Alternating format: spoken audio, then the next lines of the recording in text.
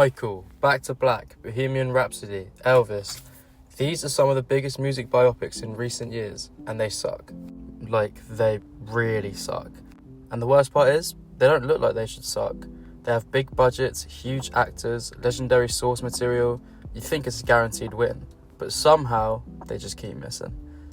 At this point, it genuinely feels like Hollywood might be running out of ideas and just digging through Rolling Stone's top 50 for their next script. Mr. Bob Dylan, ladies and gentlemen.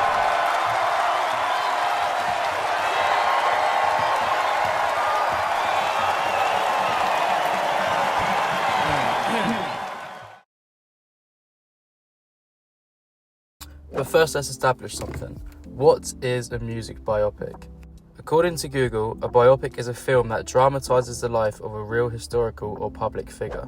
So, a music biopic is exactly that, but focused on a musician, usually one with a massive global following. The kind of artist whose songs you'd have heard whether you wanted to or not.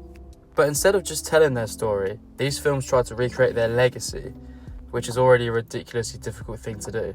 And sometimes, they make some questionable choices in the process, like Robbie Williams being portrayed as a monkey for some reason.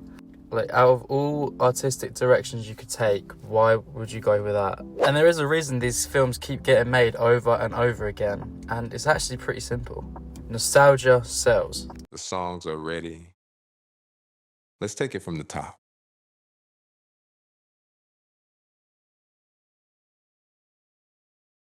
This is your story.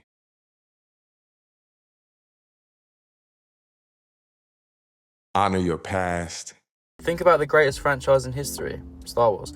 If you grew up with it like I did, because my dad loved it, you didn't really choose to like it. You were raised on it. You were almost forced to like it. It becomes part of your identity. So whenever a new Star Wars film or series drops, you're going to go watch it. No questions asked. These music biopics tap into that exact same feeling. If you grew up listening to Amy Winehouse, you're naturally going to be curious about Back to Black. If you grew up watching Michael Jackson perform, you're going to feel almost obligated to watch Michael. And if you like monkeys, well, yeah, you probably didn't watch Better Man, because why would you?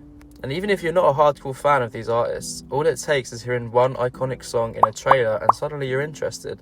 It's emotional marketing at its finest, and it works every single time. And to be fair to the concept itself, it isn't exactly flawed. The idea isn't the problem. Music biopics should be amazing. You're taking some of the most interesting and talented people to ever exist and putting them on the big screen. That's a great starting point. I mean, imagine a Kanye West biopic that fully embraces him. Imagine how crazy that would be. Or a Rolling Stones film where you can look into the peak years of their band. There's so much potential there. And of course, film is subjective. So some people will genuinely enjoy these, and that's fine. But when you look at them critically, it's a process. I think we're getting a lot of what we're after. So maybe not everything, but a lot. I know, John. I know we got good stuff, right? But it's these songs, Nebraska, Mansion, what they're doing.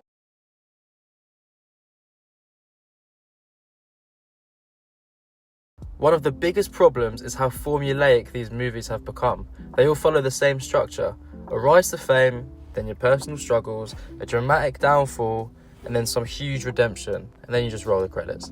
It's so predictable to the point where you can almost map out the entire film within the first 20 or 30 minutes. You know when the dark period is coming, you know when the big comeback performance is going to happen, and because of that, it just feels like they're ticking checks on a checklist. Of course, you can't entirely blame the writers for that, because these rock stars probably all do have similar up and down experiences in their careers. But instead of learning something new about the artist or watching their creative process, you're just watching a recycled narrative with different music playing in the background. But that brings us onto the time compression issue. The biggest band on the planet. I'm in love with their songs. I'm in love with the lyrics. I'm in love with how provocative they are. I'm just totally in love with them.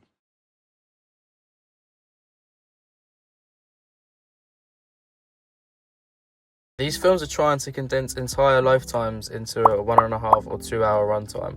Decades of music and relationships and controversies like Kanye's or personal growth issues, and it's pretty hard to squeeze that into a single film. So what ends up happening is everything gets simplified. Some important moments are skipped over, some relationships feel rushed, complex situations are reduced to quick scenes that barely scratch the surface of their careers, and sometimes entire eras of an artist's life are reduced to a montage. And when you do that, you lose the depth that made their story interesting in the first place. Now, I just want to say that, let's give credit where it's due, the actors are usually incredible in these roles. It's not a case of bad performances ruining these films. Let's look at Rami Malek. He put everything into playing Freddie Mercury. He watched countless interviews, studied countless performances. He really got his performance down to a T. And then he walked away with an Oscar. Or another example is Timothée Chalamet. The same example, learned to play the guitar, really transformed himself into Bob Dylan, and he earned a Best Actor nomination. Or my favourite example, Val Kilmer, who literally lived as Jim Morrison for an entire year. These performances take serious dedication. So now that's out of the way, we can talk about the biggest issue, and that's the sanitised stories.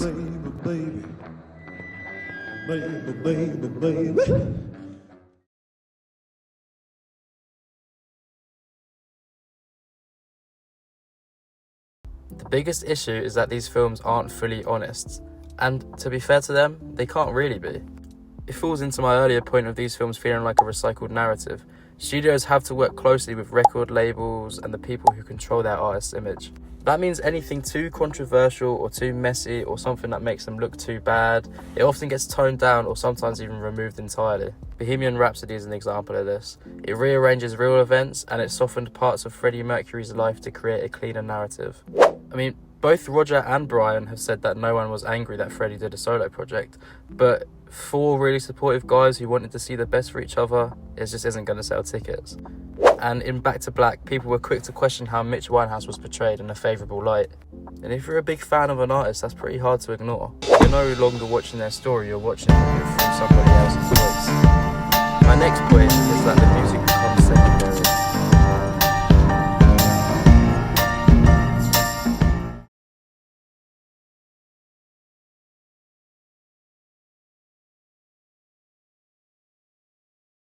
I know it's a film, but the music is what made their careers and really brought people together.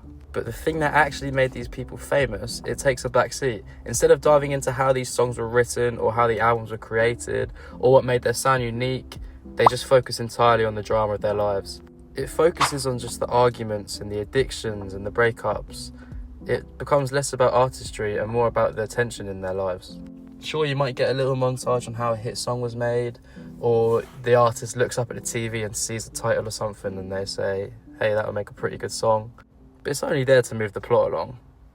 These films need to stop spending so much time on their personal problems and just start looking at their creative genius. Then there's the oversaturation. The sheer number of these films being made, they just keep coming. There's the Michael biopic, the massive multi-film project on the Beatles, and a Snoop Dogg film is already in development. They're shoving this genre down our throat. It's almost like every major artist is eventually going to get the same treatment. When that happens, there's nothing special about this anymore. Another thing I've noticed is that some of these films almost look like they're designed purely This is the first Oscar and nomination for Rami Malek.